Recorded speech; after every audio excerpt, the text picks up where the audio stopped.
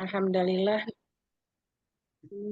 wa nastaghfiruh wa na'udzu billahi min syururi anfusina wa min sayyiati a'malina. May yahdihillahu fala mudhillalah wa may yudhlil fala hadiyalah. Asyhadu an la ilaha illallah. Asyhadu anna Muhammadan abduhu wa rasuluh. Nabiyya ba'da. Allahumma sholli ala Muhammad wa ala ali sayyidina Muhammad.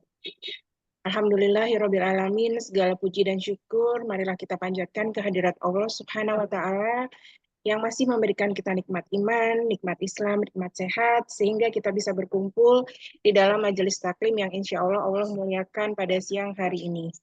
Tidak lupa sholawat serta salam kita haturkan kepada junjungan kita Nabi besar Muhammad SAW beserta keluarga dan para sahabatnya. Dan semoga kita termasuk ke dalam golongan orang-orang yang mendapatkan syafaat Nabi Muhammad SAW. Amin, amin ya robbal alamin. Alhamdulillah di tengah-tengah kita telah hadir guru kita Ustadz Hashim Adnan. Assalamualaikum Ustadz. Waalaikumsalam warahmatullahi wabarakatuh. Insya Allah siang hari ini Ustadz akan membawakan materi terkait keistimewaan 10 hari awal bulan Zulhijjah yang mungkin akan kita temui insya Allah. Dan sebelum kita memulai kajian kita pada siang hari ini, demi kelancaran acara kita, marilah bersama-sama kita membaca basmalah.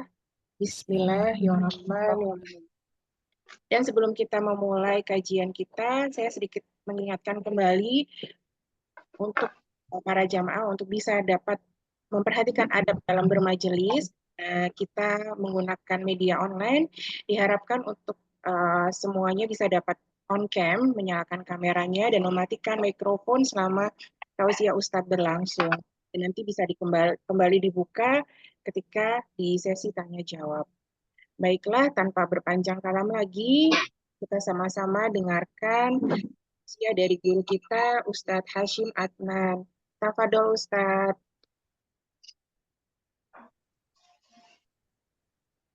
Baik.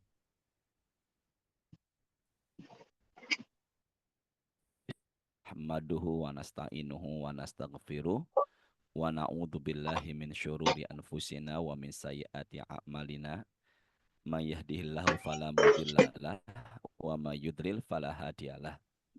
Asyhadu an la ilaha illallah wahdahu la syarikalah wa asyhadu anna sayyidana Muhammadan abduhu wa rasuluh.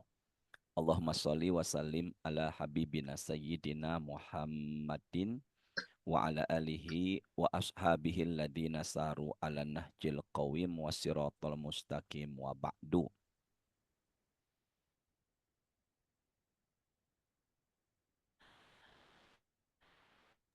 Afwan Ustadz, putus.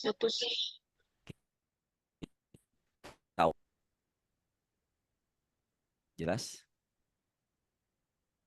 Suaranya jelas, Ibu? Sudah Ustadz. Ya. Alhamdulillah, puji syukur kita selalu panjatkan kepada Allah Subhanahu wa taala dengan harapan semoga ibadah yang kita kerjakan ini semuanya diterima oleh Allah Subhanahu wa taala. Kita awali dengan umul kitab. Allah berikan kita keman untuk menerima ilmu dan berharap semoga ilmu yang insya Allah kita dapatkan ini bermanfaat buat kita dunia dan akhirat kita. Al-hadhihi niyah wa bitilka niyah. Al-Fatihah. A'udzu billahi minasyaitonir rajim. Bismillahirrahmanirrahim. Alhamdulillahirabbil alamin arrahmanir rahim maliki yaumiddin.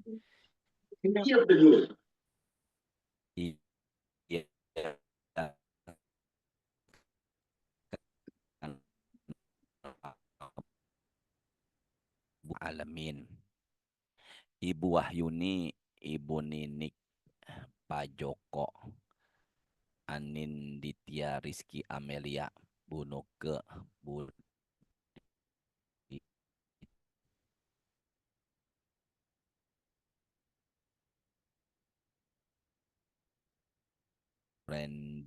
Randi, Ibu Erni. Semoga kita semua sehat selalu ya. Bismillahirrahmanirrahim. Yang ada catatannya silakan dipegang catatannya, handphonenya atau penanya. Sekarang ini kan kita sudah masuk bulan ke-11. Ya, bulan ke-11 namanya Zulqa'dah.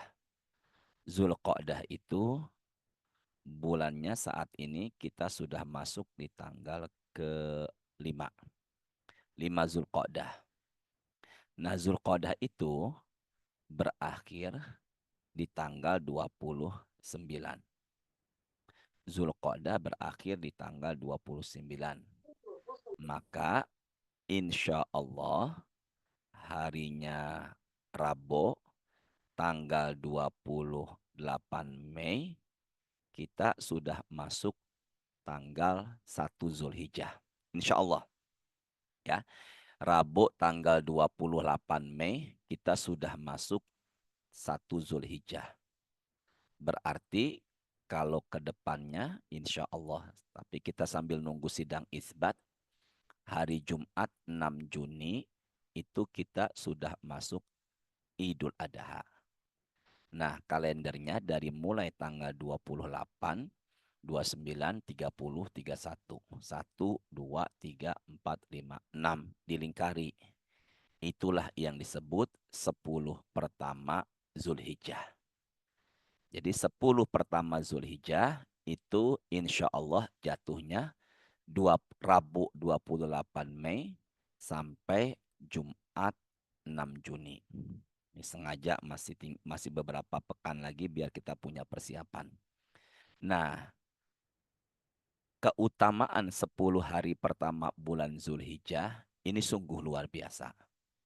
Yang pertama, kita bahas dari Quran dulu. Yang pegang handphone silakan. Mbak Bu Wahyuni bisa dibaca terjemahnya ya. Suratnya Ya, Ustaz. ke-89. Suratnya ke-89, ayatnya itu 1, 2, dan 3. 8. A'udzu billahi minasyaitonir rajim. Bismillahirrahmanirrahim. Wal fajr walayalin asyr wasyafa'i wal watr. Itu ada huruf waw, artinya waw sumpah. Yang ada pena silakan dicatat, wawunya waw sumpah. Makanya kalau kita bersumpah, kita ucapkan dengan menyebut nama Allah, ada tambahan huruf waw. Wallahi. Dan jangan mainkan sumpah. Karena kalau bersumpah dengan menyebut nama Allah, kita langgar, maka kita bayar tebusan. Yaitu memberikan makan orang miskin sebanyak 10. Atau memberikan pakaian orang miskin sebanyak 10. Atau bebaskan budak. Atau puasa 3 hari berturut-turut. Nah, biasanya kita bersumpah dengan menyebut nama Allah. Tapi kalau di sini beda. Allah Maha Pencipta bersumpah dengan ciptaannya. Allah Maha Pencipta bersumpah dengan ciptaannya. Nanti ulangi saya ya. Allah bersumpah demi Allah apa tadi? Ciptaannya. berciptaan. Maka sesuatu yang Allah jadikan sumpah, maka sesuatu Ini itu di sini sangat apa ini? istimewa. Oh ini Sesuatu boleh. yang Oh ini ah, pantry. sesuatu yang Pak Arif silakan di mute dulu. Sesuatu yang dijadikan sumpah, maka sesuatu yang sangat apa tadi? Istimewa. Nah, di sini Allah bersumpah dengan 3 waktu. Silakan, Bu Wahyuni. Demi fajar, demi malam yang 10, demi yang genap dan yang ganjil. Nah, demi fajar itu maksudnya demi subuh. Maka dari 24 jam, selain sepertiga malam terakhir, ada lagi waktu yang dijadikan sumpah. Yaitu waktu subuh. Makanya Nabi pernah menegur Fatimah yang sedang asyik tidur-tiduran ketika selesai sholat subuh. Bangunlah. Di saat itulah pembagian rezekinya. Makanya ketika kita di waktu subuh itu dapat doa dari Rasul, Allahumma barik li ummati fi bukuriha. Berkahilah umatku di waktu pagi. Nah, pagi di sini yang punya pena silakan. Titik 2 ada pendapat mengatakan pagi di sini maksudnya adalah pagi atau subuh hari Idul Adha. Subuh hari apa? Idul Adha. Nah, yang kedua, Bapak Ibu teman-teman semua, walayalin asyar adalah 10 malam pertama. Bedakan antara 10 malam dengan malam ke-10. Nah, di sini kenapa saya menyebutnya malam yang 10? Karena bentuknya jamak. Di Quran bukannya walailatin tapi walayalin. Nah, 10 malam ini pendapat umumnya banyak mengatakan 10 hari pertama Zulhijjah. Jadi 10 hari pertama Zulhijjah itu telah dijadikan sumpah dalam Quran. Maka 10 hari pertama Zulhijjah, insya Allah Rabu 28 Mei sampai hari Jumat tanggal 6 Juni, itu adalah hari-hari yang sangat istimewa. Yang ketiganya apa tuh? Demi genap dan apa? Ganjil. Genapnya itu adalah 10, ganjilnya itu adalah 9. Maka 9 dan 10 disebut hari Arafah dan hari Idul Adha atau hari penyembelihan kurban. Jadi kita ulangin ya. 3 nih. Demi subuh di waktu Idul Adha, demi 10 hari pertama bulan apa tadi? Zulhijjah. Dan yang ketiga yaitu demi genap dan ganjil, demi Arafah dan hari Idul Adha kurban. Jadi kalau ada yang tanya apa keutamaan 10 hari pertama bulan Zulhijjah? Jawabannya adalah telah dijadikan sumpah. Berarti 10 hari pertama ini adalah waktu-waktu yang sungguh sangat istimewa. Sampai sini Ibu Rian, Ibu Ninik, Ibu Rini, Ibu Adis paham semuanya? Bisa dipahami sampai di sini? Bisa dipahami semua?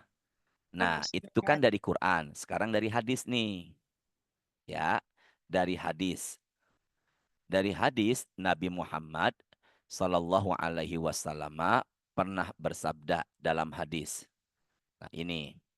Ma min ayyamil amalu salihu fiha ahabbu ilallah min hadhil ayyam yakni ayyamul asyr. Ada hari-hari yang sangat Allah cintai untuk ibadah, yaitu 10 hari pertama Zulhijjah.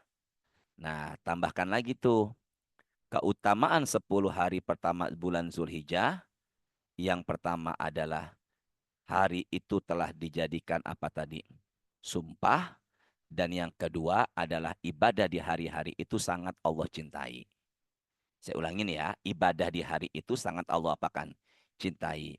Maka sekarang perbanyak ibadah, lebih-lebih mulai Rabu 28 Mei sampai hari Idul Adha itu ibadahnya dipertingkatkan lagi. Nah, disitulah ulama sepakat karena puasa adalah ibadah, maka bolehnya puasa mulai 1 Zulhijjah. Bolehnya puasa mulai kapan tadi? 1 Zulhijjah. Nah, puasa 1 Zulhijjah sampai tanggal berapa? Bukan sampai tanggal 6. Karena kan 6 sudah lebaran. Maka puasanya hanya sampai tanggal 9 Zulhijjah. Nah, 1, 2, 3, 4, 5, 6, 7, 8 puasa. 9-nya enggak. Salah. Dari 9 Zulhijjah ini yang paling utama adalah yang paling ujung nih. 9. Namanya hari apa? Arafah. Hari apa tadi? Hari Arafah. Jadi kalau ada yang tanya apa keutamaan 10 hari pertama bulan Zulhijjah? 1, dijadikan sumpah. Yang kedua, hari-hari itu sangat Allah cintai untuk ibadah. Nah, ini ada lagi nih. Apa itu? Sahabat bertanya, ya Rasulullah, ini ucapan sahabat nih. Walal jihadu fi sabirillah, apakah ibadah di hari itu bisa mengalahkan pahala jihad? Nabi mengatakan walal jihadu fi sabirillah, bisa mengalahkan pahala jihad. Tambahkan lagi, yang ketiga, keutamaan 10 hari pertama bulan Zulhijjah, ibadah di hari itu bisa mengalahkan pahala jihad.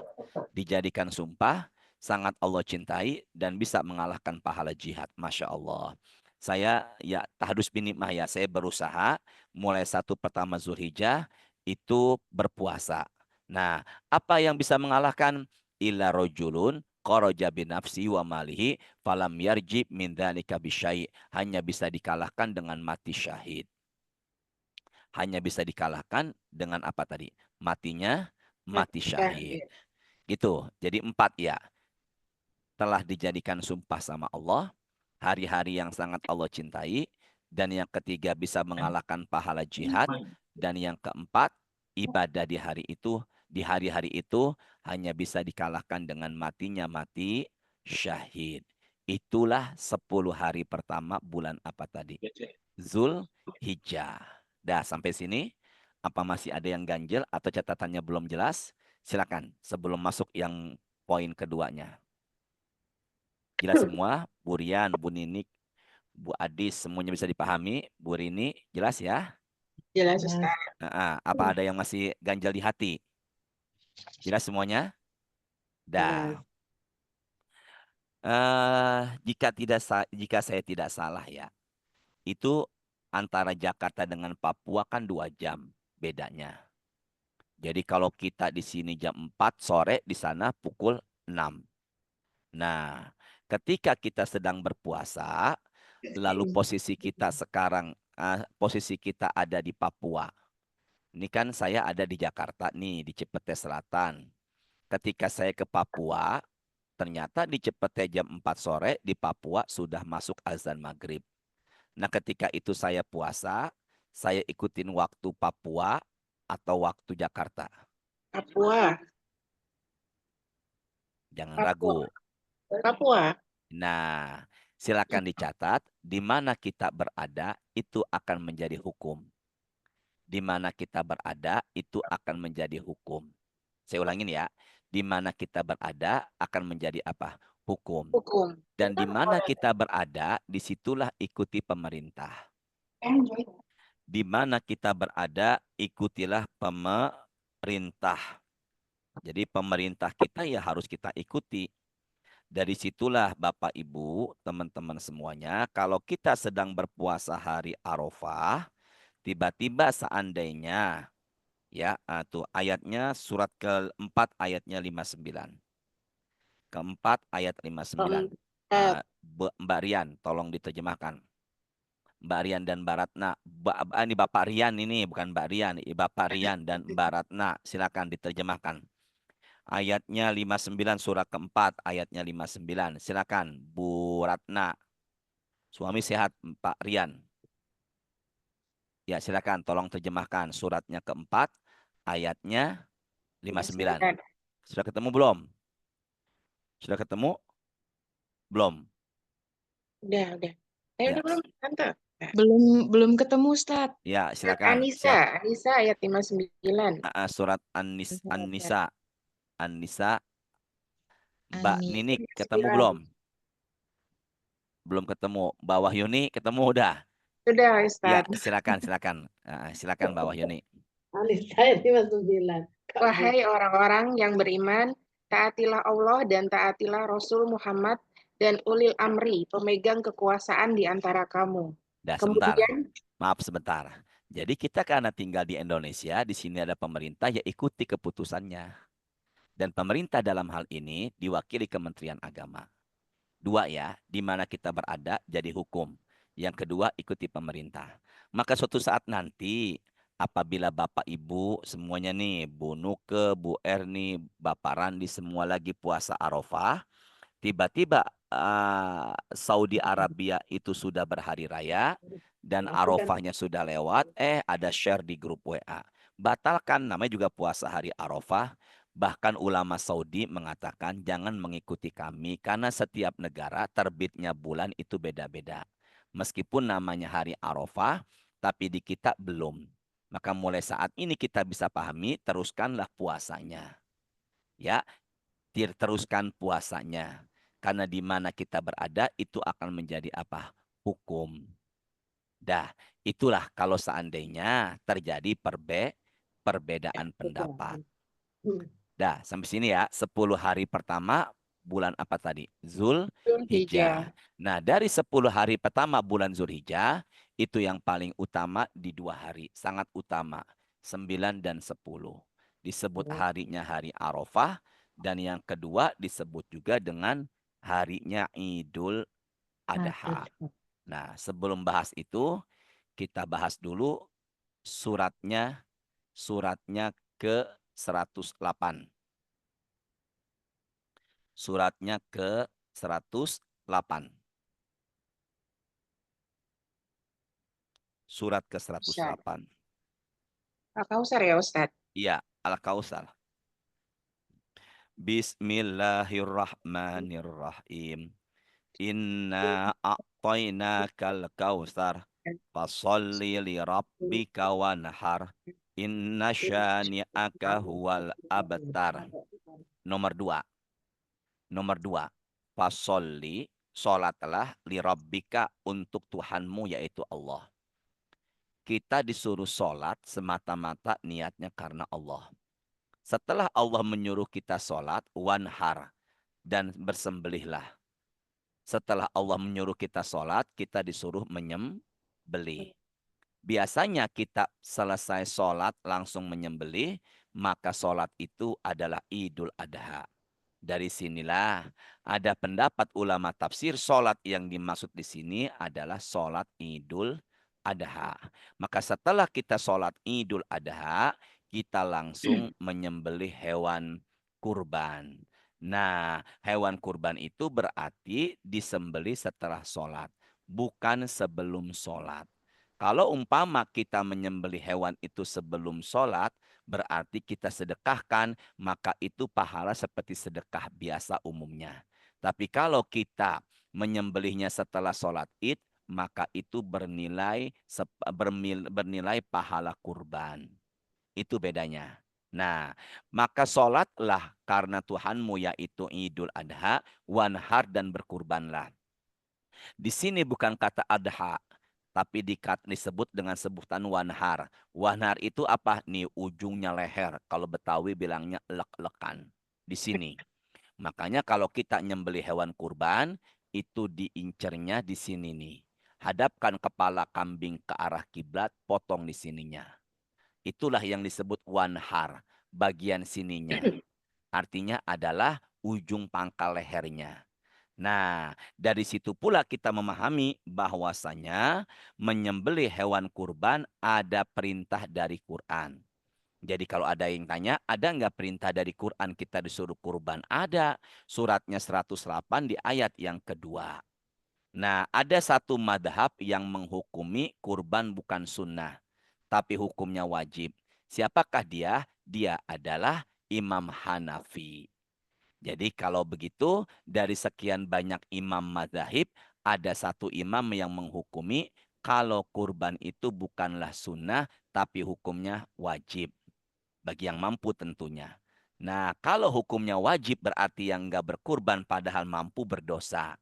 Tapi jumhur itu mayoritas, kebanyakan ulama itu tidak mengatakan wajib tapi hukumnya sunnah muakkadah. Sunnah yang ditekankan. Dan saya lebih condong kepada pendapat yang kedua ini. Do you understand? Understand. Nah, bisa paham ya, Mbak Ninik, bisa paham semuanya. Mbak Adis, semuanya. Ya, bisa paham semuanya ya. Nah, dari situlah kita mulai paham sekarang. Berarti sunnah kurban itu bukanlah wajib tapi sunnah muakkadah. Kecuali apa itu? Kata Bapak Muhammad Aldiansyah, kalau tanah saya laku, maka saya akan beli sapi limosin seberat 600 kilo. Nah, ternyata sapi limosin, ternyata tanah yang dijualnya, tanah yang dipasarkannya ini laku menjelang Idul Adha. Maka Bapak Muhammad Aldiansyah berkurban bukan lagi sunnah, tapi hukumnya wajib. Kalau dia sudah bernazar. Ya, kalau sudah bernazar, wah, Masya Allah, ini suaminya Mbak Ratna, Rian. Bapak Rian. Sehat Pak Rian, Assalamualaikum. Alhamdulillah sehat Ustaz. Di jumlah pintu sorga Pak Rian ada 8. Pintu sorga nomor 3 namanya Royan. Lebih modernnya Ryan atau Rian. Maka harapan orang tuanya memberikan nama Rian biar rajin puasa.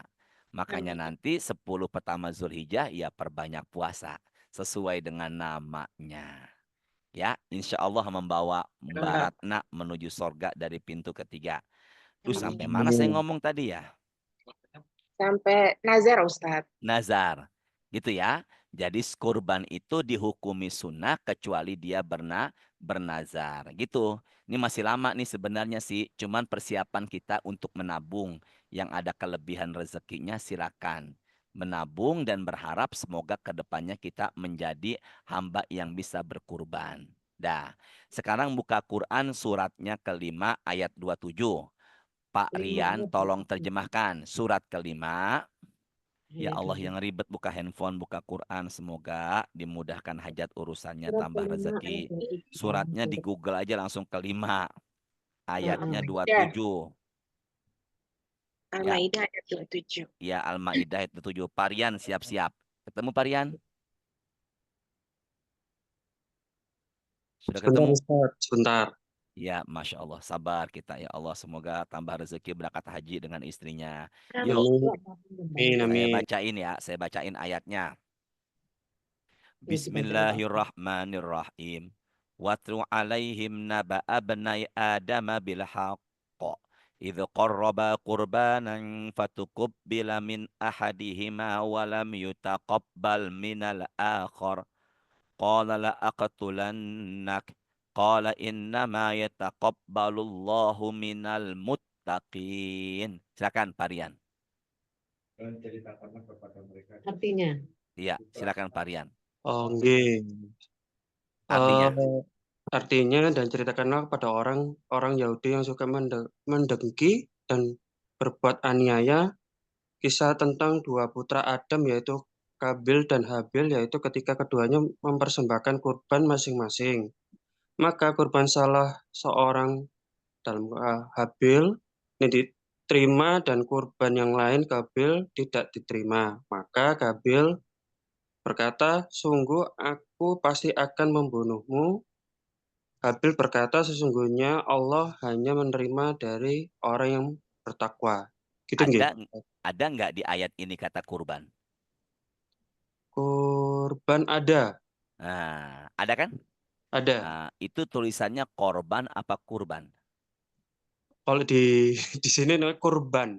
Ya, jadi sebenarnya bukan korban. Kalau korban perasaan, tapi kurban. Gitu ya, bukannya korban tapi apa? Kurban. Kurban nggih. Nah, kurban itu artinya adalah dekat. Jadi kalau ada yang tanya apa arti kata dari kurban, jawablah kurban itu artinya dekat.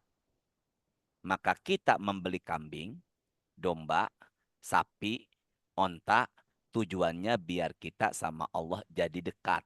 Itu kurban. Ya, kurban itu artinya dekat. Mendekatkan diri kepada Allah dengan cara berkurban atau membeli hewan kurban. Lihat Qurannya yuk. Tidak lihat terjemahnya. Watlu dan kisahkanlah wahai Nabi Muhammad. Ini Allah memerintahkan agar Nabi Muhammad menceritakan kisah. Kisah apa? Alaihim kepada mereka, ya termasuk kita semuanya nih.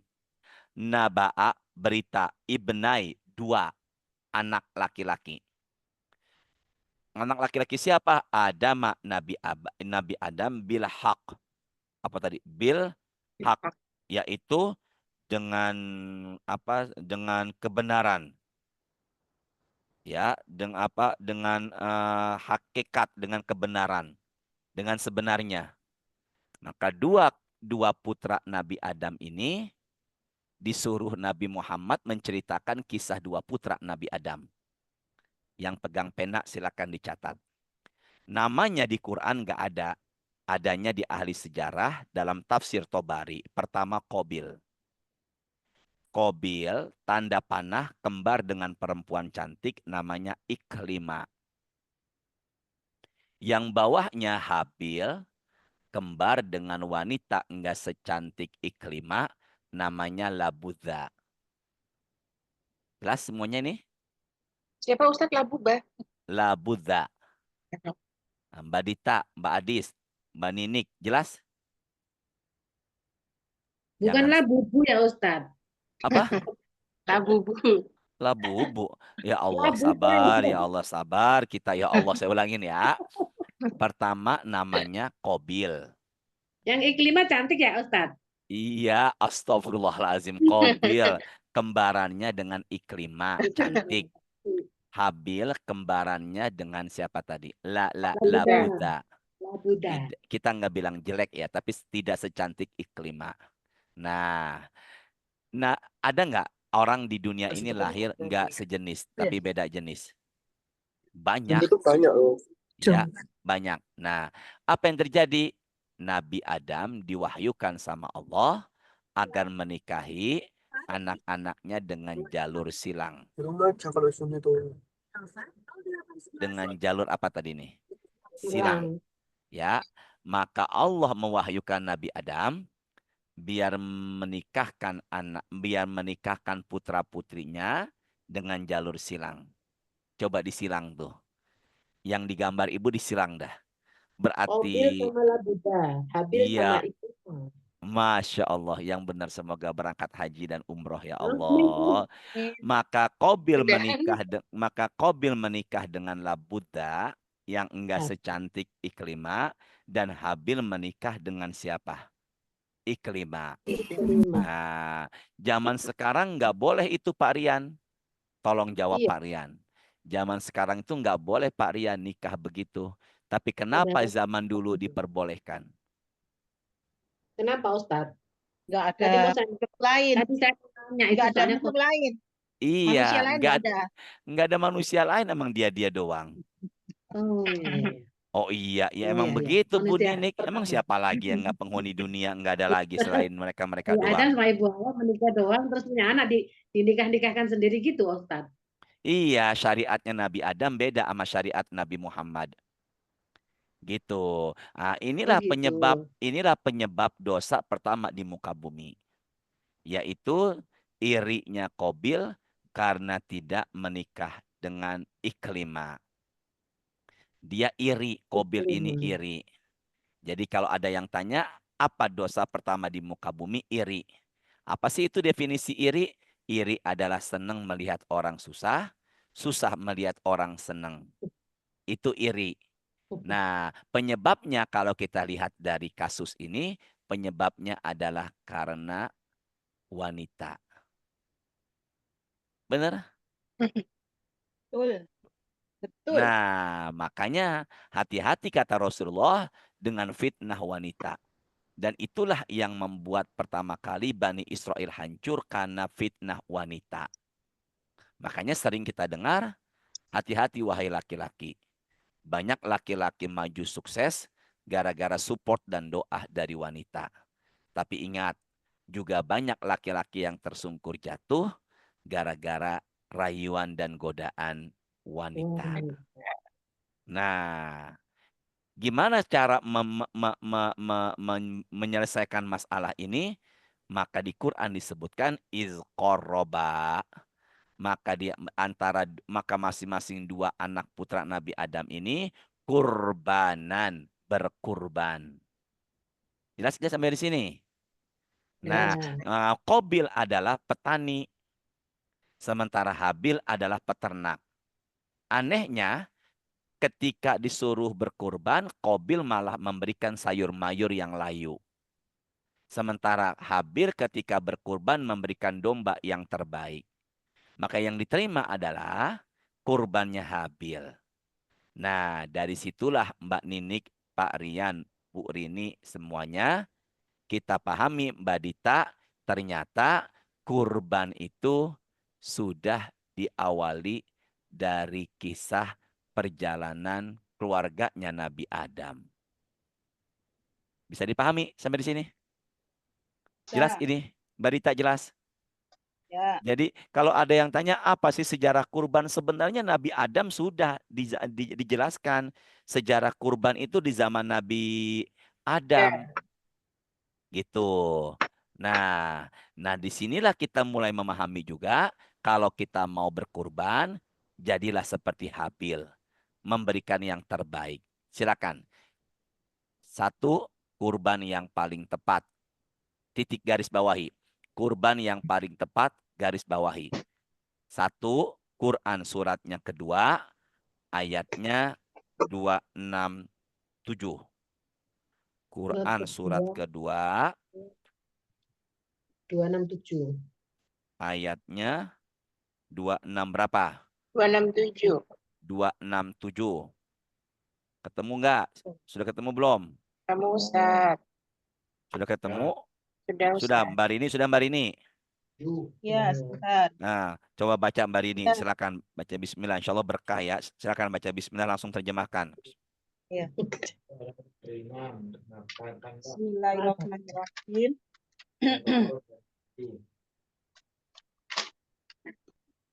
Wahai orang-orang yang beriman, infakkanlah sebagian dari hasil usahamu yang baik-baik dan sebagian dari apa yang kami keluarkan dari bumi untukmu.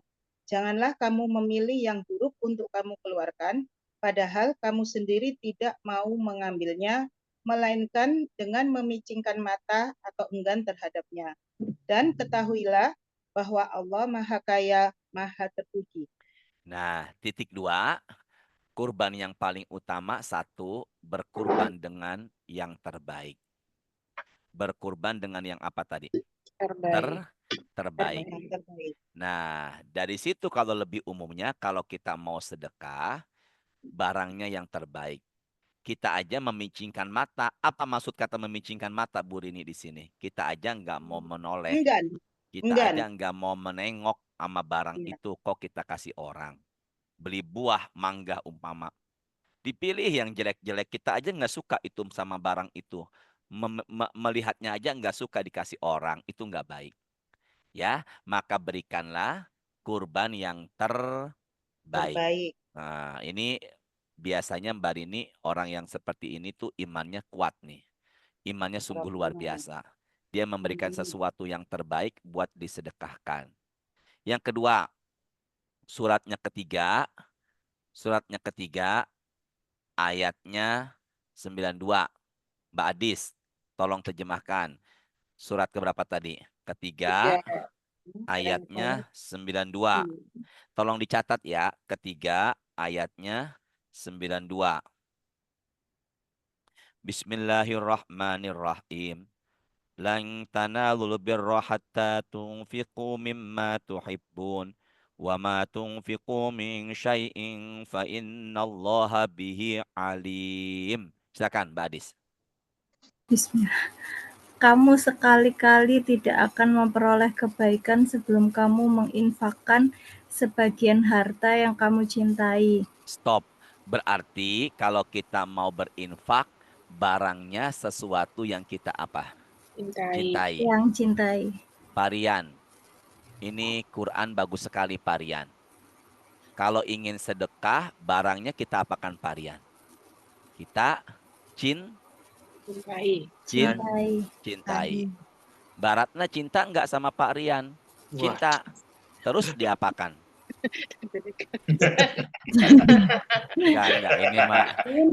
Ini mah candaan saya doang ini. Ini candaan. Dah. Ini mah candaan saya aja ya. Jangan disedekahkan buat perempuan lain. Bukan ya. Nah, 2 tuh ya. 1 barangnya kita, 1 sedekah barangnya yang terbaik. Yang kedua adalah bersedekah dengan sesuatu yang sangat kita cintai. Nah, Mbak Adis, Mbak Ninik, semuanya. Kita nih Bu Ninik, sedekah sama sesuatu yang kita cintai luar biasa. Luar biasa. Masya Allah. Saya tausiah di area Bintaro, Tangerang. Saya tausiah kultum taraweh. Ketika itu saya pakai sorban. Saya kutip ayat ini di bulan Ramadan, perbanyak sedekah dan sedekah yang paling utama ada sesuatu yang kita cintai. Di depan saya ada bapak-bapak angkat tangan. Dan dia bilang, Ustadz saya suka dengan sorban krem, warna krem yang ada di pundak Ustadz. Ya Allah, padahal tuh sorban sangat saya cintai. Saya kasih nggak tuh? Kasih. Makanya ketika saya membawakan ayat ini, biasanya jam tangan saya nggak tunjukin. Nah, gitu ya.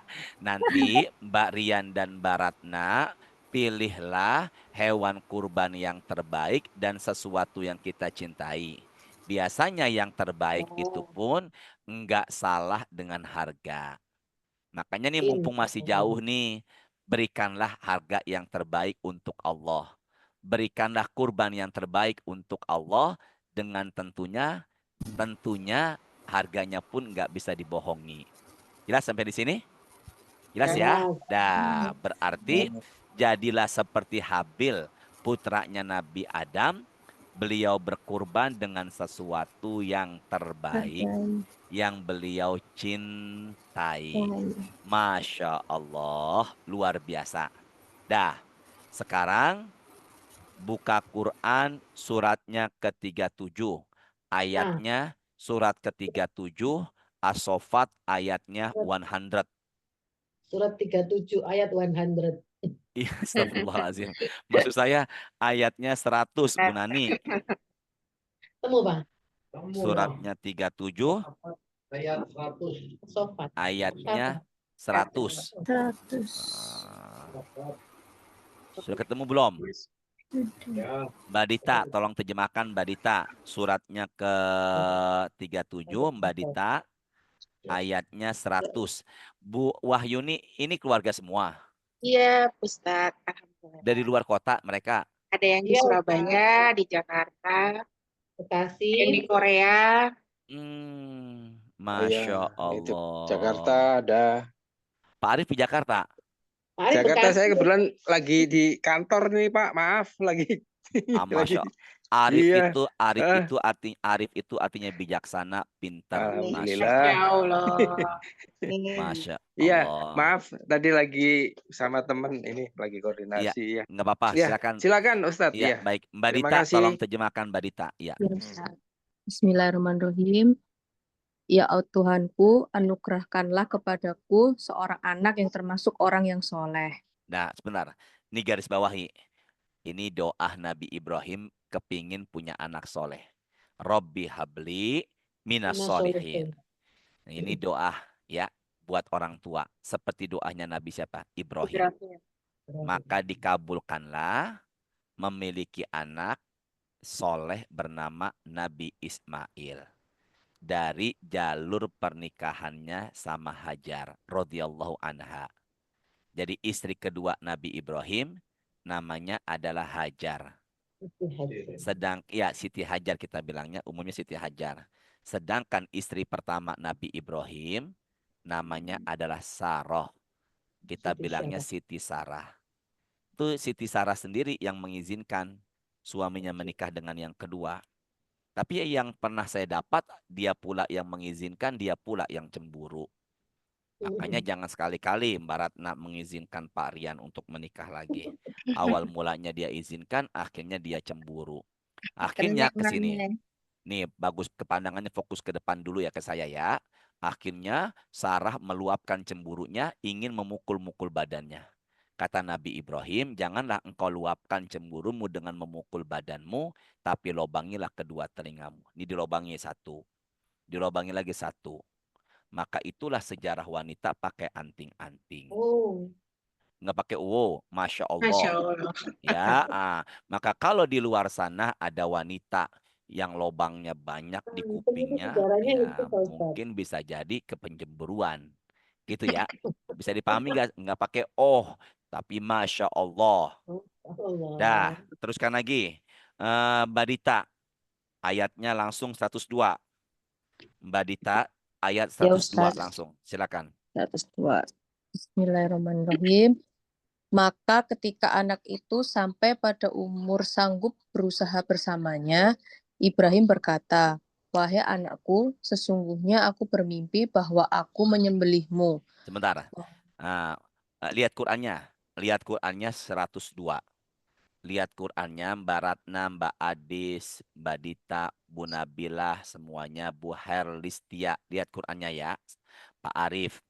Falamma ketika 102 balago sampai ma'ahu yaitu anaknya Nabi Ismail sa'ya. Sa'ya itu ada dua pendapat.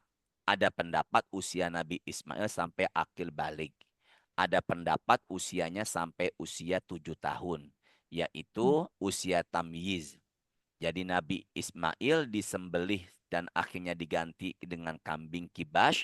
Itu ada pendapat di saat usia akil balik dan di saat usia tamyiz.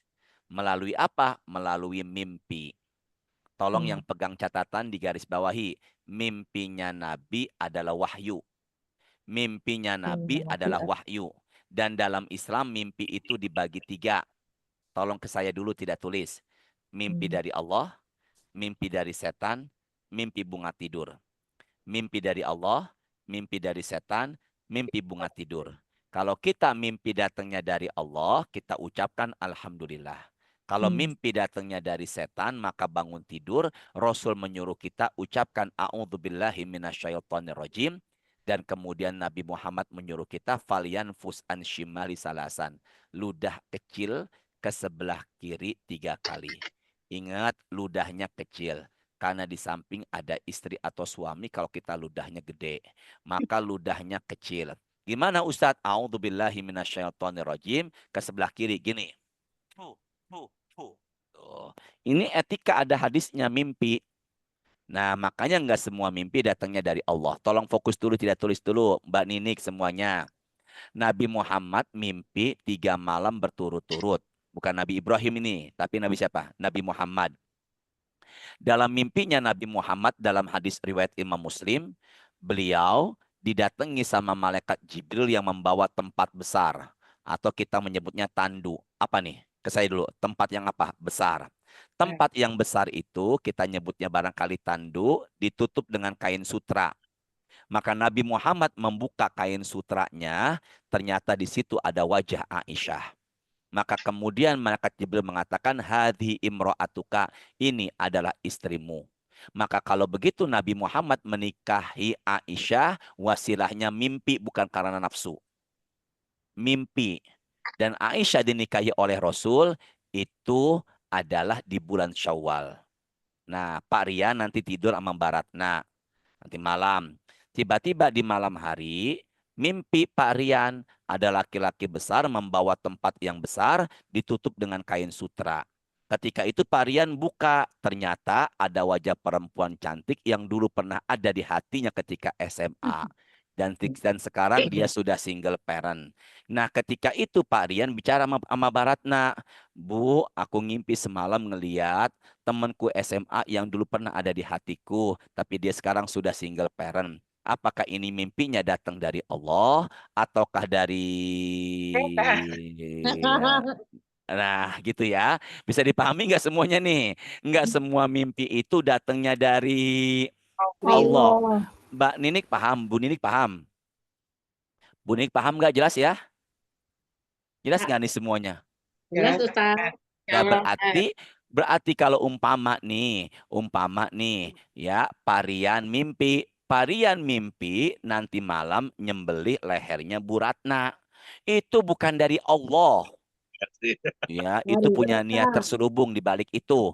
Ya, Mbak Nini ya, itu bukan dari Allah, tapi itu dari siapa? Dari setan. Nah, udah pokoknya kalau mimpi gini, Ustadz, gimana bedakan mimpi itu dari Allah apa dari setan? Silakan yang ingin catat ya. Bagaimana membedakan antara mimpi itu dari Allah atau dari setan? Lihat apakah mimpi itu baik atau buruk. Setiap mimpi baik itu dari Allah. Sedangkan setiap mimpi buruk itu dari siapa? Setan.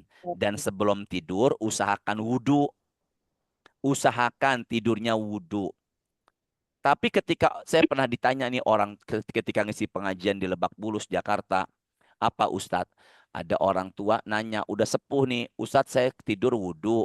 Nggak lama, tut, kentut. Kemudian wudhu lagi, tut, kentut lagi. Sampai 5 kali Ustadz. Ya udah, la yukallifullahu nafsan illa wus'aha. Allah tidak membebani seseorang di luar batas kemampuannya. Itu jadinya cukup sekali aja. Nah, tidur dalam keadaan berwudhu, kata Rasulullah ada malaikat yang di sisinya mendoakan sampai pagi. Doanya ampunan dan rahmat. Allahumma gfir lahu warhamhu. Udah 2 aja, jangan tambahin wa'afi wa'fu anhu, itu jenazah. Allahumma gfir lahu warhamhu. Ampunilah dan sayangilah. Yang kedua, tidur baca ayat kursi, setan tidak mendekat. Dan yang ketiga, tidur itu sesuai dengan sunnah Nabi, diruqyah dulu dirinya. Tangannya diginikan nih sebelum tidur. Lalu baca Al-Ikhlas. Qul huwallahu ahad, Allahus somad, lam yalid walam yulad walam yakul lahu kufuwan ahad. kemudian baca Al-Falaq, Qul a'udzu birabbil falaq sampai selesai, Qul a'udzu birabbin nas sampai selesai. Sini. Nafasa ludah kecil dengan udara 3 kali. Huh, huh, huh. Tuh. Jangan dikasih ke istri, bau. Ini buat siapa? Buat kita. Tuh. Tuh, begitu. Berapa kali? 3 kali, begini lagi. Itu namanya ruqyah. Apabila mimpi ketemu orang tua yang udah meninggal, maka itu insya Allah adalah Allah mempertemukan kita dengan orang tua yang sudah meninggal. Bisa dipahami ya semuanya ya. Nah, Nabi Ibrahim mimpi, dalam mimpinya bertemu dengan Nabi Ismail dan Nabi Ismail disembelih. Apa jawaban Nabi Ismail, Mbak Dita? Tolong diteruskan. Mbak Dita baca, tolong Ya, diteruskan. Ya, silakan. Eh, Wahai ayahku, lakukanlah apa yang diperintahkan Allah kepadamu. Insya Allah, engkau akan mendapatiku termasuk orang yang sabar. Anak soleh.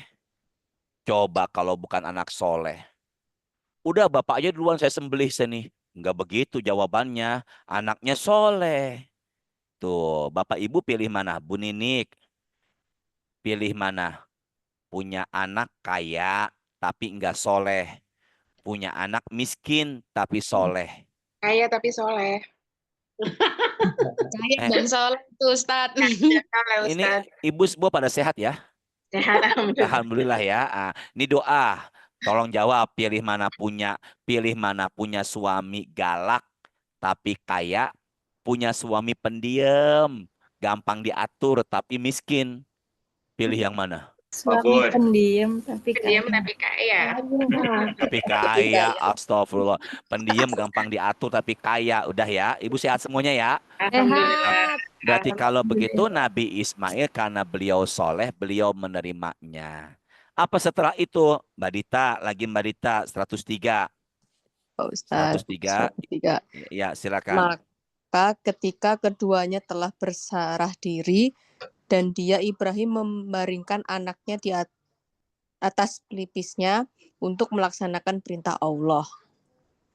Terus? Lalu kami panggil dia, wahai Ibrahim, sungguh engkau telah membenarkan mimpi itu. Sungguh Terus? demikianlah kami memberi balasan kepada orang-orang yang berbuat baik. Lalu? Sesungguhnya ini benar-benar suatu ujian yang nyata. Dan kami tebus anak itu dengan seekor sembelihan yang besar. Masya Allah. Jadi gini, nih pelipis nih. Palanya dihadapkan ke arah kiblat, di sini ada balok. Pala siapa? Pala kambing. Nah, ini mah kalau di kisah ini palanya Nabi Ismail dihadapkan ke arah kiblat, kemudian disembelih bagian elek-elekannya. Dan ternyata ini adalah ujian. Masya Allah, seberat-berat ujian adalah para nabi. Ulangi saya, seberat-berat ujian adalah para apa? Nabi. Nah, ujian itu bisa datang dari anak, bisa datang dari suami, bisa datang dari istri, bisa datang dari teman. Kapan manusia itu lepas dari ujian? Kalau masuk sorga. Kalau kita di sorga semuanya hidupnya senang-senang aja. Tapi kalau ada di dunia pasti ada ujian. Jadi kalau begitu, prosesi penyembelihan Nabi Ismail yang akhirnya diganti dengan kambing kibas, domba jantan, itu sebenarnya adalah ujian bagi keluarga Nabi Ibrahim. Maka sejarah kurban pun dilanjutkan dari awalnya Nabi siapa tadi? Adam diteruskan kembali di zaman Nabi Ibrahim. Masya Allah, luar biasa. Ini adalah 2 kisah yang sampai saat ini akhirnya kita meneruskan, yaitu kisah kurban yang seperti yang dikerjakan oleh Rasulullah Sallallahu Alaihi Wasallam. Dah, kita buka pertanyaan. Mbak Yuni yang ingin bertanya silakan. Silakan buat yang mau bertanya. Langsung open mic aja. Oh ya. Iya, Oni, Oma Nini. Ini Oma. Oma itu apa Oma? Oma itu nenek. Oh, Masya Allah. Berarti udah senior dong. Senior, Ustadz. Allah. Semoga sehat selalu Mbak Ninik. Bu Ninik. Ustadz ini mau nanya yang berkaitan dengan tadi saya apa saya yang lupa apa nggak dengar ya? mimpi kan ada dari tiga, dari Allah sama dari setan. Satunya dari apa yang ketiga? Nah, yang ketiga itu bunga tidur. Kalau bahasa Arabnya les, masya Allah. Yang lain pada jawab semua. Berarti yang lain ini membantu omahnya. Ya, karena mungkin faktor usia juga, tapi ya enggak juga sih. Ya, apa itu Ustadz? Ya, itu bunga tidur atau kalau di bahasa Arabnya buninik laisalah hadfun muayyan. Yang mimpi tidak bermakna apapun. Gitu ya, yang mimpi tidak bermakna apapun. Tapi bagi saya kalau kita mimpinya diawali sebelum tidur yang seperti dikatakan tadi, wudhu, baca ayat kursi dan meruqyah dirinya, tambah zikir yang dia bisa, maka itu tidak terganggu. Ada satu hal lagi nih, Parian, Buratna. Nabi Muhammad mengatakan, Bu Ninik, la tadkhulul malaikata baitan fihi junub.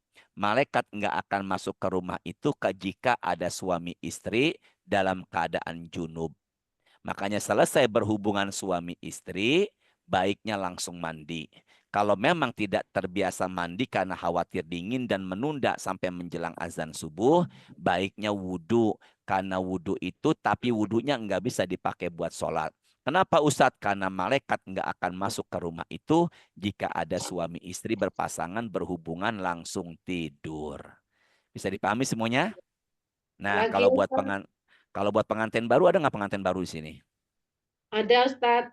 Nah, kalau buat pengantin baru, dia silakan aja wudhu dulu mengawali Ada hubungan ini. pertama Oh, kali. kabel. Ya, mengawali hubungan pertama kali dia berwudhu, lalu sholat sunnah mutlak 2 rakaat. Setelah itu baca Quran mengawali hubungan pertama kali buat pengantin baru. 10 ayat, biar barokah. Baca Al-Baqarah 2 kali, Ali Imran 3 kali, surat An-Nisa 4 kali, dan tutuplah surah Yasin 17 kali.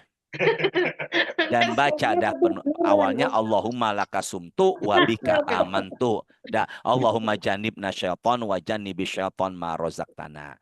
Begitu buniniknya. Tapi kalau ngimpi ketemu orang tua yang udah meninggal dengan izin Allah itu bisa. Sesuai dengan kita bagaimana mengawali tidurnya. Begitu, silakan. Ada lagi yang ingin tanya? Lagi Ustadz. Iya, oma sama orang tua kita harus dahulukan berkah. Silakan Mbak Bu Ninik. Apa itu? Silakan blonjor, Ya, blonjor, alhamdulillah. silakan. Saya pernah dengar Ustadz waktu itu kajian di mana gitu di daerah lama sekali bahwa untuk berkorban itu wajibnya itu bagi yang mampu masing-masing itu sekali seumur hidup, selebihnya itu terhitung sedekah. Gimana Ustadz? Baik, kalau saya berpendapat, Bu Ninik, tidak ada sumber yang mengatakan kalau baiknya sekali seumur hidup. Saya tidak mendapatkan sumber yang mengatakan sekali seumur hidup. Yang saya dapatkan sumbernya adalah 1 ekor untuk keluarga. Itu sumbernya memang ada dan kuat dalam hadis Nabi. Nah, kalau umpama kita pakai logika akal sehat kita, jika sekali seumur hidup, maka khawatir syiar atau syariat kurban seiring waktu itu hilang. Meskipun sebenarnya sih nggak hilang ya, tapi giroh semangat berkurbannya jadi semakin berkurang. Maka saya mengatakan kalau kita ada rezeki, ada kelebihan, dan mampu untuk berkurban, apalagi ini perihal setahun sekali, maka berkurbanlah. Dengan berkurban ini, maka menumbuhkan syariat kurban kita semakin tinggi, terutama di kalangan kita dan keluarga kita. Begitu Mbak Bu Ninik, semangat. Meskipun kita ini ada satu hal sumbernya saya belum mendapatkan. Silakan ingin kurban setiap tahun, silakanlah mengajak keluarga berkurban, apalagi kita ada kelebihan rezeki. Silakan, ada lagi yang bertanya? Baik. Ada yang bertanya? Ya, Bu Yuni. Pertama terkait tadi memberikan sedekah yang terbaik, Ustaz. Tapi kan kita tuh kadang-kadang sekarang tuh ada yang namanya pre-love ya Ustadz, yang mungkin barang-barang yang sudah nggak kita pakai. Nah itu hukumnya seperti apa? Misalnya kita punya masuk 1 keluar 1, tapi nah itu kan berarti kan barang-barang yang mungkin sudah kita nggak pakai. Nah yang seperti itu bagaimana. Terus yang kedua, terkait tadi Ustadz yang mau berwudu sebelum tidur. Nah, kalau berwudu sebelum tidur itu ketika menyentuh suami gitu kan, kalau sholat eh, tergantung mazhab ya Ustadz. Nah, kalau misalnya di sholat kita eh, apa namanya batal gitu. Nah, nanti ketika tidur itu seperti apa ya Ustadz? Baik, baik. Bismillahirrahmanirrahim. Yang pertama adalah di situ bedakan antara kita bersedekah dengan sesuatu yang kita anggap tidak suka dengan sedekah yang barangnya kita tidak pakai lagi. Itu bagi saya adalah beda. Ketika kita memberikan sesuatu seperti pakaian dan itu ada rasa ingin memakai, ada rasa ingin menggunakannya lagi. Bedakan dengan ayat yang tadi, memang dia tidak ada rasa ingin memakai lagi atau mempergunakannya lagi. Maka bagi saya itu bukan hal sesuatu yang tidak baik. Maka ketika kita memberikan pakaian yang pernah kita pakai, dan itu apakah termasuk kategori sedekah yang tidak baik? Tidak juga. Bahkan kalau boleh dikatakan itu sesuatu yang mubazir.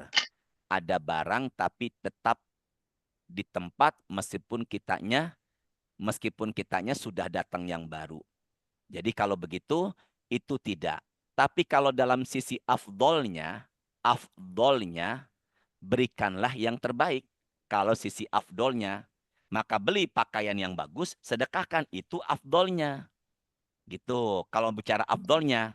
Tapi karena memang kondisi zuruf lah kita, yang memang satu hal kondisi dan sebagainya, maka mau tidak mau kita memberi dengan sesuatu yang seperti itu. Ya apalah dikata, terkadang kebiasaan itu menjadi hukum. Saya ulangin, terkadang kebiasaan itu menjadi apa tadi? Hukum. Maka ketika memberikan sesuatu yang pernah kita pakai, apa yang terjadi? Bagi saya itu bukan sesuatu yang jelek, sesuatu yang kita tidak sukai. Toh barang yang kita enggak pakai lagi juga bukan berarti barang itu jelek. Barang itu bisa jadi barang yang bernilai bagi sosok yang menerimanya. Beda dengan yang tadi. Nah, jadi kalau begitu silakan saja jika ada pakaian sesuatu yang selama ini tersimpan, kemudian kita datang yang baru, kita berikan lagi. Semata-mata kita niatkan karena Allah dan bukan satu penghinaan. Yang kedua, Ustadz saya tidur, kemudian tidur kesentuh sama istri. Nah itu bagaimana Ustadz? Cukuplah wudhu sekali aja.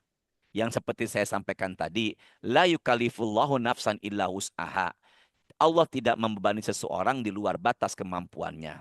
Jadi nanti Mbak Wahyuni punya suami, suami, sampaikan salam buat suami ya. Ada Ustadz sebelah. Oh, Masya Allah. Assalamualaikum Pak. Bapak sehat. Waalaikumsalam warahmatullahi wabarakatuh. Bapak sehat selalu. Alhamdulillah, amin. Mbak Yuni di BSI, Bank Syariah Indonesia, benar? Iya Pak. Iya Ustadz. Suami di Kementerian Keuangan. Masya Allah. Apa yang terjadi Ustadz? Nah, ketika suami ingin menyentuh, kemudian kita terlalu idealis. Oh maaf, saya sudah berwudu nih. Wah itu juga enggak jadi sesuatu yang memberatkan. Ini baratnya dari tadi senang sekali dengan ucapan saya kayaknya. Senyum-senyum dengan Pak Rian dia ya. Nah itu pun sesuatu yang memberatkan. Jadi kalau begitu mulai saat ini itu juga jangan memberatkan suami, jangan memberatkan istri. Yang penting niat sudah berwudu, kemudian kita disentuh dan sebagainya, maka udah. Itu sudah cukup sekali tawakal kepada Allah. Bisa dipahami semuanya nih. Ada lagi satu nih, Pak Rian. Idza ata ahadukum falyastatir walayatajarrot tajarrudal airaini. Apabila kalian mendatangi istri, tanda kutip berhubungan, maka janganlah kalian melepas pakaian semuanya. Jadi kenapa begitu? Fastah iya minal malaikati rahmat. Malaikat rahmat akan berpaling. Akan malu ketika kita telanjang berhubungan. Boleh telanjang tapi ditutupi. Masya Allah. Dengan apa? Silakan. Bapak Ibu lebih paham bukan dengan koran berisik. Jadi tutupi. Ya ditutupi. Bisa dipahami semuanya ya. Nah mulai saat ini itu etika dalam berumah tangga. Ya silakan. Ada yang tanya lagi? Bu Rini, Silakan. Bu Rizky Amalia, Bu Adis, ada yang ingin tanya lagi? Hadis tuh pengantin baru. Mbak Adis pengantin baru, astagfirullah. Ya, ada yang ingin tanya lagi nggak? Ada Oma, Opa, Om, Tante. Dah, terakhir. Keutamaan kurban. Titik 2. Hadisnya riwayat Imam Baihaqi dan Hakim. Titik 2. Hadisnya riwayat Baihaqi dan Hakim. Yang pertama, wahai Fatimah, kumi, ya Fatimah, kumi ila udahiyataki fashhadiha, fa innahu yukfaru laki inda awali kotroh, taktur min damiha, kullu zambin amiltihi. Tetesan darah hewan kurbanmu sebelum masuk ke bumi, dosamu sudah Allah ampuni. Masya Allah. Dengan berkurban, dosa-dosa Allah ampuni. Kedua, dalam satu hadis riwayat Abu Daud, maka kemudian Nabi mengatakan bikulli sya'ratin hasanah, setiap helai bulu hewan kurban itu bernilai kebaikan. Masya Allah, satu helai bulu hewan kurban itu bernilai kebaikan. Ketiga, fa wa innahu yati yaumal qiyamah bikuruniha wa azlafiha wa asy'ariha. Orang yang berkurban dalam hadis Imam Hakim, Ibnu Majah dan Tirmidzi nanti membawa tanduk bulu dan kukunya. Apa maksudnya? Dia akan menjadi saksi dan penolong kita di hari kiamat. Saya lupa tadi. Kalau sudah masuk 10 hari pertama bulan Zulhijjah, maka baiknya kita tidak memotong kuku atau bulu yang ada di badan kita. Itu sahih. Hadisnya sahih. Kenapa begitu Ustadz? Karena agar sekujur tubuh kita menjadi saksi berbarengan dengan hewan kurban yang disembelih. Maka ketika kita motong bulu atau rambut atau kuku sudah jatuh ke tanah, sementara hewan kurban belum disembelih, kekhawatiran banyak pendapat itu tidak menjadi saksi. Wallahu a'lam. Ada pendapat yang kedua adalah tujuannya untuk menyamakan jamaah haji, dan jamaah haji kala itu tidak boleh memotong kuku dan rambutnya dikala memakai kain ihram. Gitu jadinya. Jadi itu memang sudah syariatnya. Dah, pesan saya, harapan saya adalah mulai saat ini kita persiapkan diri untuk menuju yang lebih baik. Terkadang ibadah harus dipaksa. Nanti akan jadi terbiasa. Sekarang tutup pembahasannya. Tolong terjemahkan Ibu Adis. Suratnya ke-13. Ayatnya 23. Mbak Adis, ada? Iya, sebentar Pak Ustadz. Iya. Anak saya nangis. Oh, jangan Mbak Adis dah. Masya Allah, maafin Ustadz ya. Mbak Ratna, tolong terjemahin 13. Mbak Ratna, ayat 23. Bantu Parian. Parian bantu 13 ayat 23. Ya, sebentar Suratnya Ustaz. 13. Mbak Ratna yang terjemahkan. Tadi suaminya Surat udah. Yusuf ya Ustadz ya? Hah? Arad. Ar-Ra'du Ar-Ra'd. Ayatnya 23. Surat ke berapa Ustaz? Surat ke-13. Ayatnya 23. Ya. Ini Parian di mana nih? Ya, Ustaz. Posisi ada di mana? Surabaya, Ustaz. Oh, Mbak Dita di mana? Surabaya, Pak. Mbak Dita juga Surabaya? Iya. Masya Allah. Pak Rizky Amalia? Surabaya. Surabaya. Bayuni? Jakarta, Ustaz. Oh iya benar Jakarta. Dah, lihat Qur'annya. Lihat Qur'annya sebelum Mbak Ratna terjemahkan. Lihat Qur'annya sebelum Mbak Ratna terjemahkan. Jannatu, surga. Adenin, Aden. Surga Aden. Jelas ya? Yaitu surga apa? Aden. Silakan. Ya, silakan Mbak Ratna terjemahkan pelan-pelan. Bismillahirrahmanirrahim. Yaitu surga Aden, mereka memasuki Pelan-pelan. Surga apa tadi? Aden. Aden Surga Ustaz. Aden. Ada Firdaus, ada Naim, ada Aden. Pelan-pelan ulangi lagi silakan. yaitu surga-surga Aden. Mereka memasukinya bersama orang soleh dari leluhur, Sebentar, pasangan-pasangan. lihat Qurannya. Tolong kata leluhur diganti dengan orang tua. Lihat ya, Qurannya. Jannatu adnin, surga Aden. Yadkhulunaha, mereka masuk ke dalamnya. Waman solaha, bersama orang yang apa? Soleh. Soleh. Orang yang apa? Soleh. Min abaihim, dari orang tua. Maka Bu Ninik ketemu lagi sama orang tua di surga. Ini janji siapa ini? Allah. Allah ingkar janji enggak? Enggak. Enggak. Enggak. Nabi Muhammad ingkar janji enggak? Enggak. Tidak. Enggak. Ustadz? Iya. Enggak. Jangan bilang iya dong. Insya Allah enggak gitu ya. Nah, ada surga namanya surga apa tadi? Aden. Mereka masuk ke dalamnya bersama orang-orang yang soleh dari orang tuanya wa azwajihim. Coba terjemahkan Bu Ratna dari awal. Pelan-pelan ya. Bismillahirrahmanirrahim, yaitu surga-surga Aden. Mereka memasukinya bersama orang soleh dari orang tua, pasangan-pasangan, dan keturunan-keturunan mereka. Stop dulu. Sedangkan Stop dulu. Berarti Mbak Ratna ketemu lagi sama Mas Rian. Amin. Amin. Ya Allah, sabar ya Allah. Apa nama surganya? Aden. Aden. Syaratnya soleh. Maka kalau begitu suaminya Mbak Yuni, suaminya Mbak Ratna, yang ada di sebelahnya sebenarnya itu suami dunia, juga suami akhirat. Amin. Kok malas sekali kayaknya aminnya buat suami istri. Amin. Nah, bisa dipahami nggak semuanya?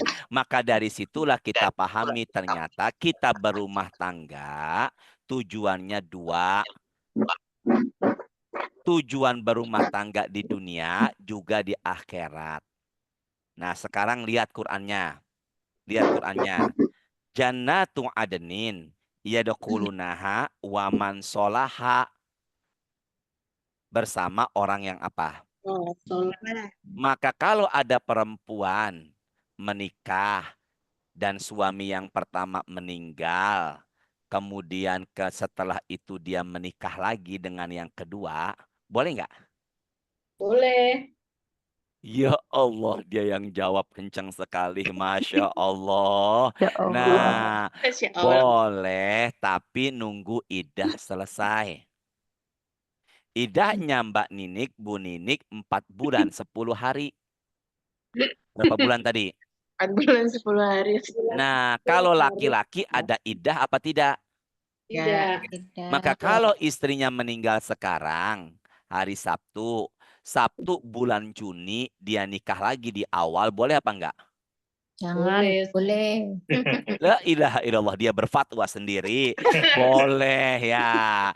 Nah, ketika istri yang pertama, suaminya yang pertama meninggal, lalu menikah dengan yang keberapa? Kedua, maka di antara dua ini mana yang ketemunya? Tidak ada istri dengan dua suami di surga. Maka disinilah ayat mengatakan waman solaha, di antara dua ini mana yang paling soleh. Dikuatkan lagi oleh hadis Nabi, ayyuhuma ahsanu khuluqan, di antara dua suaminya mana yang paling baik akhlaknya. Apa tadi? Mana yang paling baik apanya? Akhlaknya. Akhlaknya. Makanya ada seorang istri yang tidak mau nikah lagi setelah ditinggal wafat suaminya. Karena dia ingin bertemu dengan suami yang pertama dan terakhir. Cintanya sampai mati.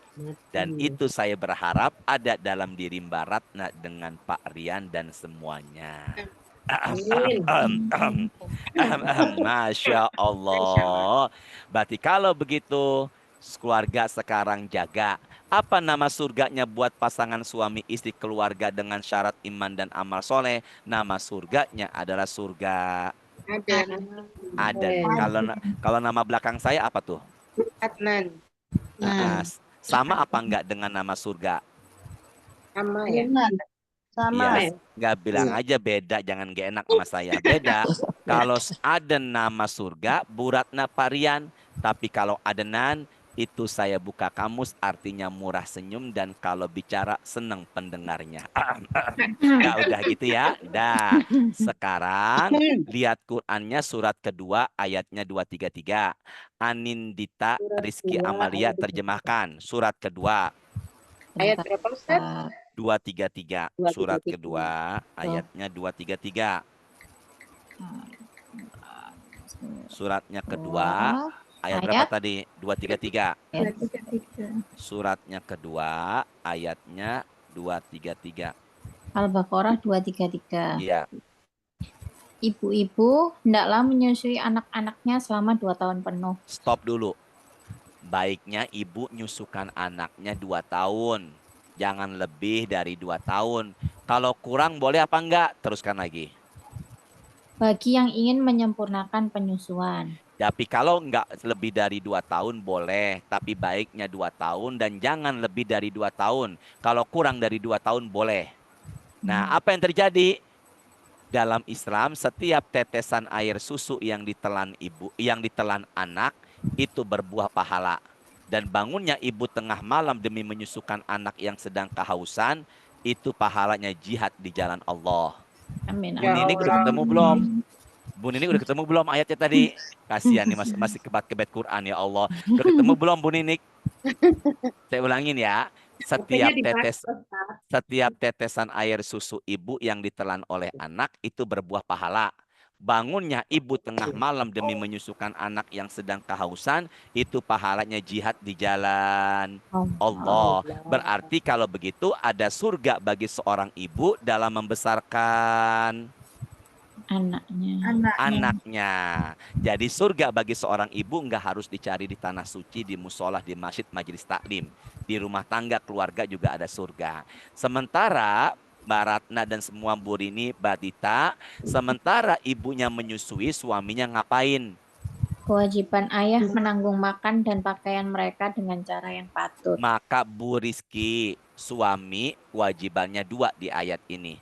Nafkahi dan memberikan apa tadi? Pakaian. Apa yang terjadi Ustadz, Bu Rini dan semuanya? Maka nafkahnya suami kepada istri bukan sunnah tapi hukumnya wajib. Maka kalau saya punya uang 1 juta, saya pengen traktir teman tapi istri saya butuh, mana yang didahulukan? Istri. Ya udah biasa aja istri. Yang didahulukan adalah siapa? Istri. Nah, ketika itu suami menafkahi istri dengan cara memberikan uang. Uang itu didapatnya dengan cara kerja. Maka kerja bagi seorang suami adalah ibadah. Bahkan dalam hadis At-Tabrani, man amsaka lan min amaliyadi amsa maghfuran lahu.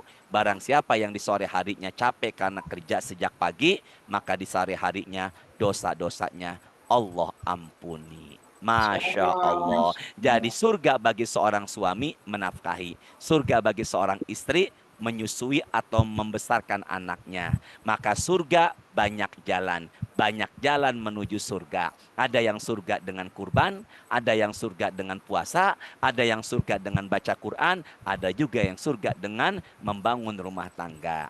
Ustadz, ya, suami saya uangnya ada, ya, tapi dia lupa, kadang nggak peduli dengan kebutuhan saya dan anak-anak keluarga. Ya, boleh nggak ngambil uang suami tanpa izinnya? Boleh.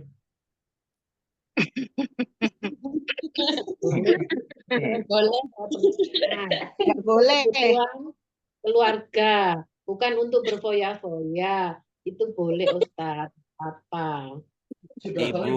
Ibu Ninik sehat, Bu Ninik? Suami saya belum sudah sering dilakukan katanya Ustadz. Iya udah ya. Nah ternyata paling enak kalau kita menjawab sesuai dengan prosedur Quran dan hadis. Dari hadis, Nabi pernah ditanya sama Hindun. Hindun itu suaminya Abu Sufyan. Ya Rasulullah, Abu Sufyan rojulun syahi. Wahai Rasul, Abu Sufyan suamiku uangnya ada, tapi pelit. nggak peduli dengan kebutuhan keluarga. Kata Hindun, hal yajuzuli an akhuza bi ghairi iznihi, bolehkah aku mengambil uangnya tanpa izin? Ternyata dijawab oleh Nabi, khuzi, ambillah. Dari situlah maka istri mengambil uang suami tanpa izin sebenarnya oleh Rasulullah diperbolehkan. Alhamdulillah. Belum selesai, ada komanya. Yang pertama syaratnya adalah rojulun syahih, yaitu suaminya pelit.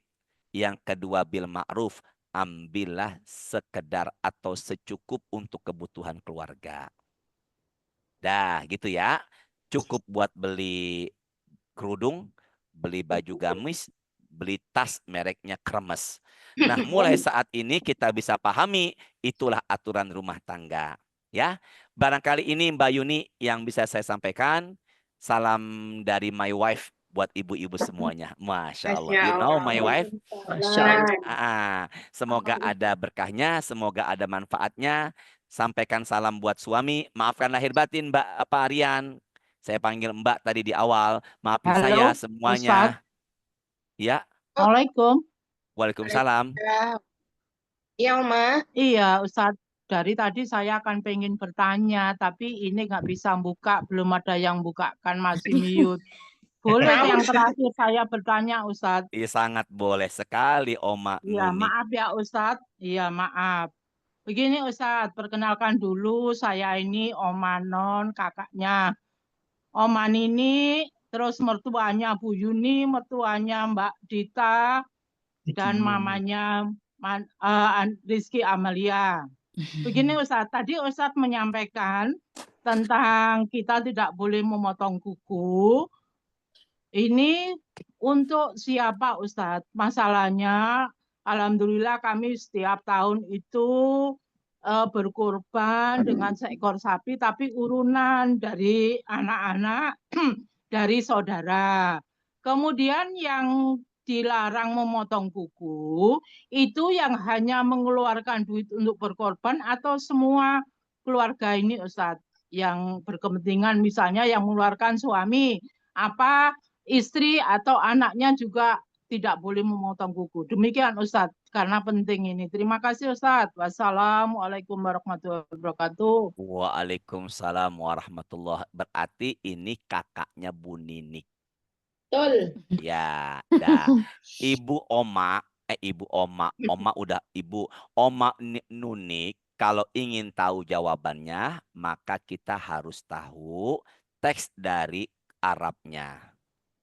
Teks dari apanya nih? Dari Arabnya. Nah, di dalam teks Arabnya ini tertulis, lihat yuk, sini kelihatan nggak nomor 3 nih? Kelihatan Ustaz. Kelihatan ya. Idza daqalatil asyru. Jika telah masuk 10 pertama Zulhijjah, wa aroda ahadukum, dan salah seorang di antara kalian, ayyudhahya, ingin berkurban. Ingin apa? Berkurban. Berarti yang ingin kurban. Fala yamassa min sya'rihi, janganlah dia yang ingin kurban menyentuh atau memotong rambutnya, wabasyari syai'an, atau sesuatu yang ada dalam badannya. Berarti yang ingin kurban, bukan yang diniatkan kurban. Apa tadi? Bukan yang apa? Diniatkan kurban. Maka kalau begitu, apabila kita beli kambing atau sapi dengan uang kita, kemudian kita putus, ya Allah, ya Rahman sabar, ya Allah, saya ulangin ya. Jelas nggak suaranya nih? Udah jelas belum? Kak, putus-putus. Putus-putus, Mbak Yuni. Jelas Ustaz. Jelas. Nah, maka kalau kita ingin berkurban, kemudian kitanya ingin niatkan tuh korban buat satu keluarga, maka di hadis yang tadi, yang tidak memotong kuku adalah yang ingin kurban, bukan yang kurban diniatkan untuk keluarganya. Maksudnya? Maksudnya, ya jangan marah-marah dulu, sebentar dulu saya akan jelaskan ya. Apa maksudnya Ustadz? Maksudnya adalah ketika kita punya uang seharga 3.600.000-an, lalu kita ingin berkurban, maka kitanya yang mengeluarkan uangnya. Nggak pakai O, Masya Allah. Maka kitanya yang mengeluarkan apanya? Uangnya, bukan keluarganya yang diniatkan. Sesuai dengan teks bacaannya tadi. Ya, kalau di hadis tadi dikatakan apabila kalian ingin berkurban, maka hendaklah kalian dan kurban yang diniatkan untuk keluarga kalian jangan memotong. Tapi itu cuman teksnya satu orang yang berkurban atau yang mengeluarkan duitnya. Jadi kalau umpama Ibu Ninik ingin berkorban suaminya dan kemudian diniatkan buat sekeluarga semua, bukannya sekeluarga jagain kuku ama, enggak, tapi yang hanya ingin kurban sesuai dengan teks hadis tadi. Iya. Gitu ya. Ada lagi enggak yang ingin tanya? Paham, sudah jelas. Coba gimana ngejelasinnya Bu Ninik? Ulangi dah gimana jelasinnya. Kalau suami Jadi saya yang tidak boleh memotong kuku, cuman yang mengeluarkan uang saja untuk membeli korban ya? Iya, Ustaz? sesuai dengan teks di hadis tadi. Oh ya, Sesuai, jadi bukannya sesuai dengan yang di teks hadis tadi. jadi walaupun istri itu satu keluarga. Meskipun Ibu Nunik secara khusus tidak ada larangan itu adalah haram. Maka apabila memang kita harus memotong kuku dan rambut itu tidak berdosa. Jadi larangan di sini bukan larangan haram, hanya makruh. Baiknya jagalah rambutnya. Baiknya jagalah kukunya. Nah, pendapat ulama sedikit mengatakan itu yang diniatkan korban seluruh keluarga. Itu mereka berhati-hati. Kalau saya pribadi, saya yang niat untuk berkurban. Karena kalimatnya, idza aroda. Jika salah seorang kalian ingin, berarti kitanya nih. Kalau umpama sapinya patungan 7 orang, 7-7-nya jagalah kuku sama rambutnya. Do you understand? Yes, I understand. Masya Allah, Oma Nunik luar biasa Inggrisnya. Masya Allah. Yes dan no. Yes, I know. Ya udah ya. Semoga ada barokahnya. Dah, ada lagi nggak yang tanya? Sebelum tutup dengan doa, nggak apa-apa, silakan bertanya. Ya. Ustadz boleh bertanya lagi? Nggak apa-apa, silakan. Ya. Masih lagi Ustadz yang edukasi. Ya. Mohon maaf Ustadz. Apakah dengan berkurban, misalnya kan ada riwayat kurban Rasulullah memberikan domba, kemudian beliau bilang bahwa ini kurban untuk keluarga Rasulullah. Kemudian kalau untuk sapi itu kan sudah dibagi 7 orang. Itu ada yang bilang yaitu atas nama satu orang, bukan satu keluarga gitu loh. Jadi misalnya saya ikut urunan nih 7 orang, kemudian suami saya mengataskan keluarga Arif Ismail, bukan kan kebanyakan atas nama per orang ini Ustadz. Untuk sapi ini agak ini ya saya kurang paham gitu. Ada yang di atas namakan satu orang, ada yang boleh keluarga seperti halnya Rasulullah menyerahkan domba atas nama keluarga Rasulullah. Itu Ustadz. Sapi 7 orang dibeli dengan iuran 7 orang. Maka setiap satu niatkan untuk keluarganya. 2, niatkan pun untuk keluarganya. 3, niatkan pun untuk keluarganya. Maka 7 keluarga ini sudah masuk ke dalam kurban sapi. Ya. Bisa dipahami nggak semuanya? Ya. Ya, kalau umpama 7 nih, Oma, Ibu Ninik, Ibu Rian, semua masing-masing mereka pun punya keluarga masuk di situ. Gitu. Tapi kalau umpama anak SD patungan per orang 100.000, kemudian beli kambing seharga 4 juta. Satu SD satu kelas 40 orang, maka bagi saya itu hanya sedekah daging. Karena kambing tidak dibeli dengan patungan. tapi belinya satu sumber, satu kantong. Maka suaminya Ibu Ninik yang ada di sampingnya, satu kambing niatkan buat keluarga. Nah, tapi kalau anak-anaknya sudah berpenghasilan, niatkanlah anak-anak untuk kurban juga.